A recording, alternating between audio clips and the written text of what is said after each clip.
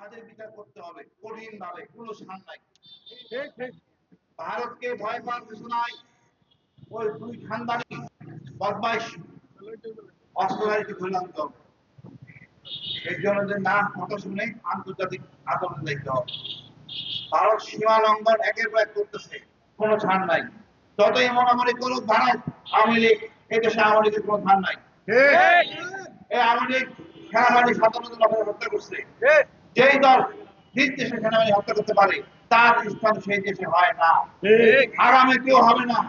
কেউ যদি ইনি আওয়ামী লীগকে পুনর্বাসন করতে চান তাহলে আপনারা অবিতাড়িত হবেন। পরিষ্কার কথা, হাজির বিচার প্রকাশ্যে করা হবে। আর যেসব কর্মকাণ্ড বিএনপি করতেছিল আমরা খুব আশাবাদী, ধন্যবাদ জানাই। বিশেষ করে চীন সফর আমাদের মনে অনেক আশা জাগাইছে। মাত্র 30% টাকায় জমির মালিক হয়ে নতুন বাংলাদেশের গড়ে তোলার স্বপ্ন দেখা বাংলা বসতি। আমাদের তিস্তা আমাদের আশা জাগাইছে। ভারতকে কোনো আমলে নেওয়ার দরকার নাই। আর বিএনপিকে বলবো আপনি সোজা চলেন, একলা চলেন। অর্থাৎ তার দিকে বলবো আপনি শহীদ জিয়ার সন্তান, খালেদা জিয়ার সন্তান, আপনার গর্বিত একজন স্ত্রী আছে, উপদেশ তার থেকে নেন, অন্য কোনো উপদেশ দরকার নাই। আপনি সোজা একলা চলেন, ইনশাআল্লাহ কান্ট্রি করতে পারবেন, জনগণের অন্তরে থাকবেন।